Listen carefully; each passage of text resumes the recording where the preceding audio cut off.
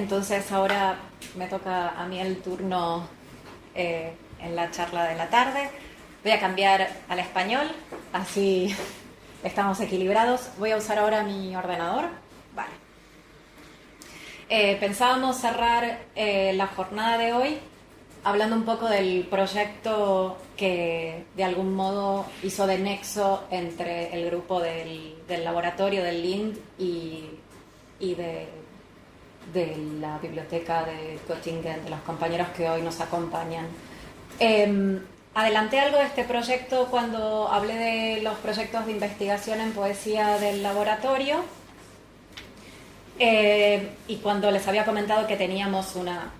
vasta cantidad para lo que es nuestro espacio, no como la cantidad de proyectos que trajeron aquí los amigos de Göttingen. Los nuestros son mucho más pequeños, pero que nosotros teníamos una pequeña cantidad de proyectos sobre poesía medieval castellana. Dentro de esos proyectos del laboratorio, uno de ellos es este que se llama Diálogo Medieval,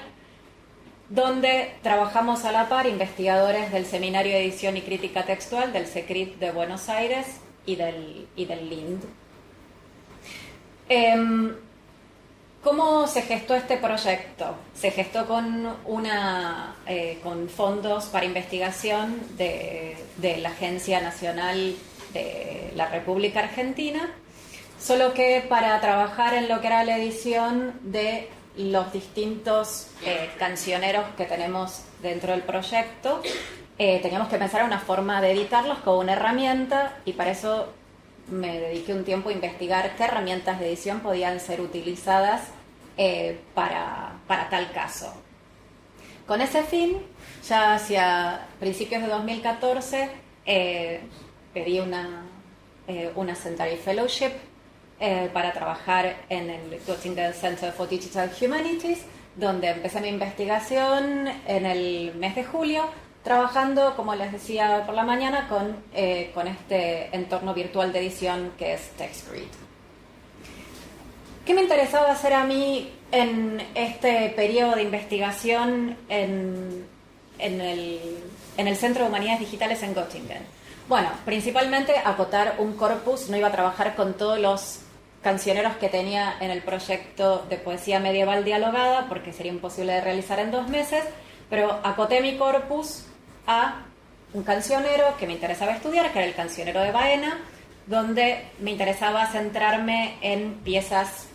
donde había diálogos, claramente, ya que el contenido del proyecto, el objetivo del proyecto es trabajar en poesía dialogada, en lo que llaman preguntas y respuestas, que tenían unos ciertos patrones métricos que yo más o menos había detectado, que era el verso de arte mayor, y me interesaba adentrarme un poco en cómo se usaban las rimas ahí, cómo se trabajaba una noción muy extendida en el periodo medieval para la composición de poesía, que es la del contrafactum, que es la de utilizar un esquema métrico y rimático de una pieza para trasladarlo a otra. En el caso de las preguntas y respuestas, este es un método de composición obligatorio. Si un poeta hace una pregunta utilizando ciertas rimas y un cierto patrón métrico, el poeta que contesta a esa pregunta tiene que dar cuenta de toda su competencia a la hora de elaborar una poesía y tiene que retomar las mismas rimas, aunque utilizando distintas palabras, y tiene que utilizar el mismo patrón métrico. Me interesaba también buscar, digamos, las diferencias entre lo que era el yo poético y el yo real en la poesía. Entonces me interesaba marcar personas y, como siempre pasa en la Edad Media, el término persona suele ir añadido o suele ir de la mano de un espacio, para dar cuenta de más o menos lo que yo intuía, que había una performance diferente entre lo que aparece en el cancionero escrito y lo que podía pasar en la corte cuando estas poesías se ponían, digamos, en práctica. Esta fue la idea que yo llevé en teoría y que tenía que trasladar a el marcado de los textos. Esto es un ejemplo para que ustedes vean más o menos lo que les decía recién por esta cuestión de la contrafactura, ¿no? de estos patrones, estos esquemas entre un texto y otro, una relación entre el género de la pregunta y la respuesta, y cómo se unen a través de un mismo esquema rimático, que en este caso se marca con letras y con letras mayúsculas porque es verso de arte mayor, un número que ponemos para el arte mayor en este caso como 12, y los distintos términos, por un lado, que se refieren a personas o a pronombres que aparecen y que van relacionándose por un lado y por el otro entre la pregunta y la respuesta. Para trabajar en mi edición yo tenía ya una ventaja, que era que la Biblioteca Nacional de Francia, a través de Gálica, ya había digitalizado el Cancionero de Baena, entonces ya me ahorraban un tiempo en que yo no tenía que dedicarme a ninguna tarea de digitalización, con lo que mi material ya estaba preparado y ya lo podía trabajar directamente en el editor. Y yo ya había procedido a una primera transcripción de las piezas que iba a estudiar. Esto era bastante importante y parece una obviedad, pero para trabajar en la transcripción de un manuscrito como el Cancionero de Baena no alcanzarían ni siquiera 2 meses para que yo hubiese hecho buenas lecturas paleográficas y hubiese podido trabajar en una presentación crítica de los textos para después poder editarlos, codificarlos y trabajarlos en el entorno. Como les decía, me ayudaron distintas herramientas, como hablábamos hoy por la mañana de los proyectos que teníamos en el laboratorio, porque, por ejemplo, cuando habíamos trabajado ya en la digitalización del repertorio métrico de la poesía de Ana María Gómez Bravo, ya habíamos descubierto que dentro del Cancionero de Baena, en ciertas zonas del cancionero, se aglutinaban distintas preguntas y respuestas que tenían estas fórmulas métricas. Entonces, bueno, eso me ayudó a recortar el corpus más rápidamente cuando llegué a Göttingen para decir, bueno, trabajo con esta serie de preguntas y respuestas y me pongo a codificar directamente en esta serie de textos que ya tenían este patrón métrico que me resultaba de interés. Y también para el marcado de los textos pude aprovechar otro tipo de trabajo que ya habíamos desarrollado aquí en el laboratorio con otro proyecto, con el repertorio de la métrica medieval castellana, donde habíamos hecho un análisis profundo de ciertas, no solamente de estructuras métricas, sino también de características de la poesía medieval española, y donde ya habíamos desarrollado algunos atributos que añadimos a nuestro esquema en TEI que no están dentro del módulo de verso de la TI, de la TEI, que para nosotros eran muy importantes para marcar dentro de la poesía medieval castellana, que son los atributos asonancia, unisonancia, isometrismo o isoestrofismo. También aproveché otras iniciativas que hemos tenido aquí en el laboratorio para llevar a mi trabajo de marcado de los textos con TextGrid, del vocabulario controlado que hemos empezado a desarrollar para poesía medieval castellana. Entonces, la idea era retomar ya algunas estructuras y términos que habíamos detectado y habíamos llevado al vocabulario controlado para poder marcar luego también en el esquema que yo proponía para el trabajo sobre los textos. ¿Qué quiero decir con esto? Que la idea fue reaprovechar muchísimo material que ya habíamos trabajado y utilizarlo para un nuevo proyecto. No empezar de cero, porque por un lado hubiese sido imposible por la cantidad de tiempo, pero también porque una de las cosas que nos resulta más importante a la hora de trabajar aquí en el laboratorio es esta cuestión de no reinventar la rueda cada vez que empezamos un proyecto, sino intentar primero hacer un trabajo de investigación previo de lo que han hecho otros proyectos de investigación sobre poesía o nuestros propios proyectos, porque a veces también hay que volver a la documentación de cada uno de nuestros proyectos y ver si hay algo que nos interesa ahí, que nos podemos llevar y que podemos reutilizar para un nuevo proyecto. Mi idea ahora es mostrarles un poco cómo trabajé yo con TextGrid para que más o menos mañana, cuando empecemos todos a hacer prácticas sobre las poesías que seleccionamos y sobre los textos en prosa que seleccionamos, tengamos una primera aproximación al editor. Yo les cuento que yo usé 3 herramientas básicas. Por un lado, podría haber usado directamente el editor de TextGrid de XML, como lo que vamos a hacer mañana, que es trabajar directamente ahí. Yo, como ya había trabajado sobre mis fichas y ya había desarrollado un esquema, un relax NG, lo que hice fue instalar un plugin, el plugin de Oxygen que TextGrid permite anexar, y trabajé directamente subiendo mis fichas desde el plugin de Oxygen. También trabajé con la herramienta que se llama Text Image Link Editor, que hoy también se mencionó, y hice la publicación de estos textos a través de SADE, que también es algo que nosotros vamos a hacer en el workshop en estos 2 días que nos quedan. Entonces, lo que quiero mostrarles es directamente cómo trabajé con TextGrid, y para eso lo que voy a hacer, o lo que voy a intentar hacer, es ir directamente al software que yo tengo ya descargado y que todos en este momento deberíamos tener descargado, con un username para mañana poder trabajar correctamente. Y si no es así, todos debemos estar en este momento pidiendo un username a Daria para mañana poder trabajar. Yo aquí tengo el mío y ya supuestamente el login está hecho. Como les decía, yo lo que hice fue subir todas las fichas que yo había trabajado, que había identificado en las preguntas y respuestas que quería trabajar. Subí cada una de mis fichas y anexé además el esquema, que en este caso el que yo había desarrollado era un esquema RelaxNG con el código, con las etiquetas que a mí me interesaban.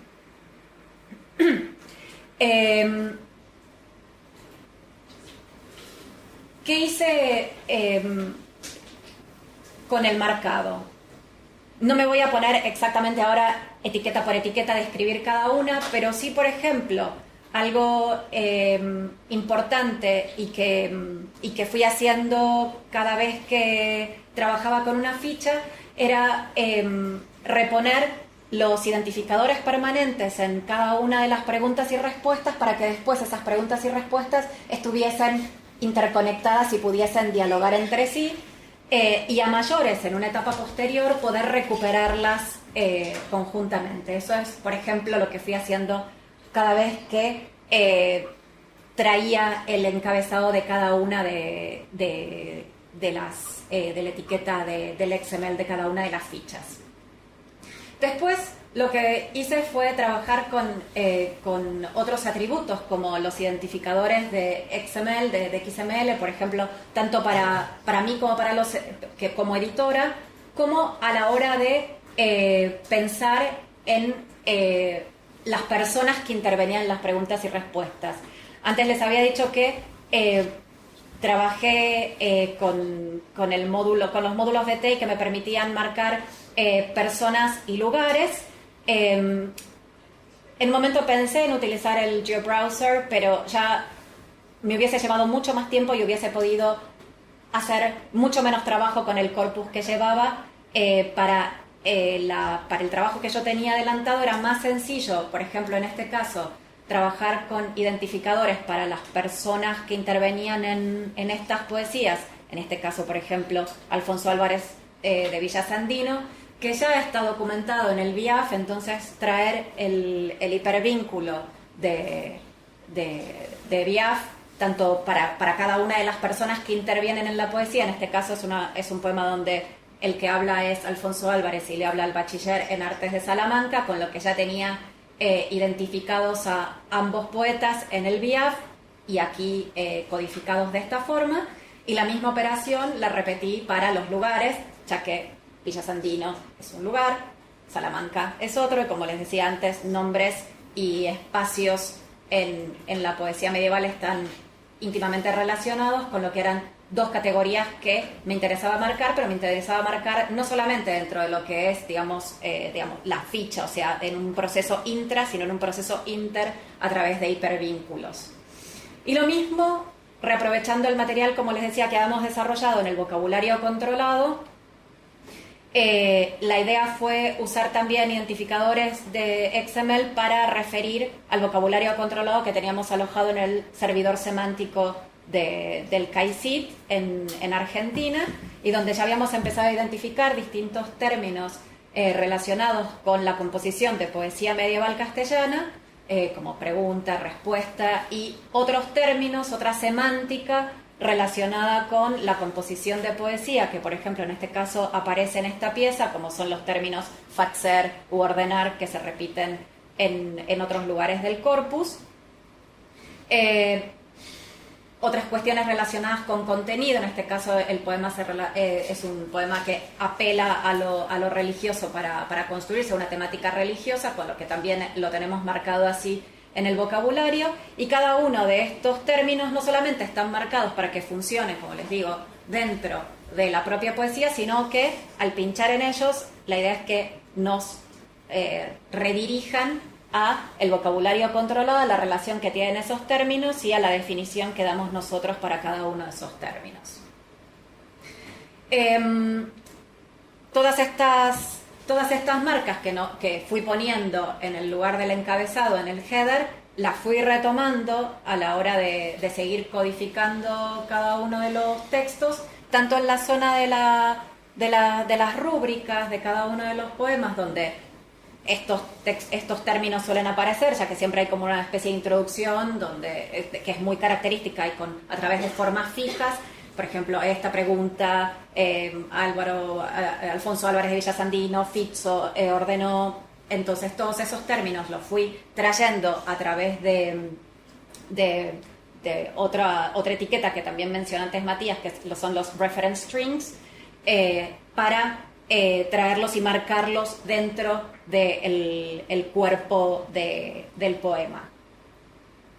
Esto como cuestiones generales que fui marcando y que me permitieron ordenar mejor la codificación del texto y hacer un marcado, como ustedes pueden ver aquí, bastante profundo, más allá del marcado de rimas o de estrofas o de líneas que ya habíamos desarrollado en el proyecto, en nuestro primer proyecto, que fue Remete, en el repertorio métrico de la poesía medieval castellana, y de las otras categorías que ya habíamos desarrollado, como los atributos de isoestrofismo, asonancia, isometrismo, etc. Con lo que aquí lo que quedó fue una ficha con un marcado relativamente profundo. Más allá de este marcado sobre el texto, lo que hice en un siguiente paso fue relacionar el texto con las imágenes del Cancionero de Baena, que como les decía ya estaban en Gálica y yo no había tenido que digitalizar, y que pude importar también directamente, como decía Matías, que se puede importar directamente desde ahí. Entonces, solamente para mostrarles un ejemplo de cómo podríamos ver una de las imágenes, a ver si lo logramos.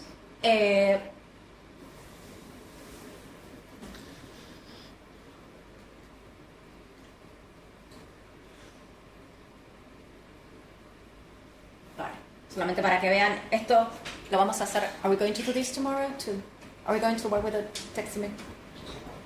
tomorrow? Yes. Okay. If not, si no, es muy sencillo, creo que una de las partes más intuitivas y fáciles de usar de TextGrid, así como en el editor, a lo mejor en un principio puede ser más difícil de familiarizarse con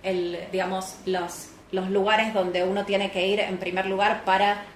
subir bien una ficha o empezar a hacer el marcado. Puede ser un poco más costoso para cualquier persona, a pesar de que pueda o no ser avesado en lenguajes de XML o en marcado con TEI. Esta zona de TextGrid es realmente sencilla, porque lo único que uno tiene que hacer es pararse sobre la imagen, que previamente ya se sube casi intuitivamente, solamente con un clic se sube la imagen, y solamente lo que uno tiene que hacer es trabajar sobre la porción de texto que quiere relacionar con la otra porción con el lugar del manuscrito que uno quiere relacionar con el texto codificado que está en la misma, que está en esta imagen. Entonces, lo que se hace es marcar, o sea, pararse sobre el texto e iluminarlo, y arriba se va a iluminar también el manuscrito, y ya directamente se empieza a relacionar imagen con porción de texto marcada. Y eso se va haciendo poco a poco, y ya les digo, no se necesita codificar absolutamente nada más, sino la única habilidad es la de marcar con un rectángulo ordenado y prolijo, teniendo en cuenta que, por ejemplo, en este caso, ¿no?, que a mí me interesaba marcar estrofas. A lo mejor en el caso de prosa tendríamos que hacer un iluminado diferente según el lugar que quisiésemos marcar en el texto, si son párrafos o si a lo mejor son solamente líneas de la prosa. Pero así fui marcando y trabajando cada una de las estrofas, en este caso de los poemas del Cancionero de Baena, con el texto marcado que yo ya tenía trabajado. Este fue todo el trabajo que yo realicé. Un trabajo de edición, primero de desarrollo de un esquema de metadatos que me parecía que se adaptaba a mis textos, reutilizando otros trabajos y relacionándolo y poniéndolo en juego con estas imágenes. Y hoy, de donde se puede ver es desde este hipervínculo que está en las diapositivas que les dejé,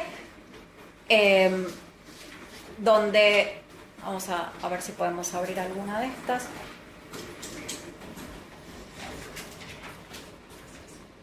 Donde este fue el trabajo que hoy se puede ver con cada uno de los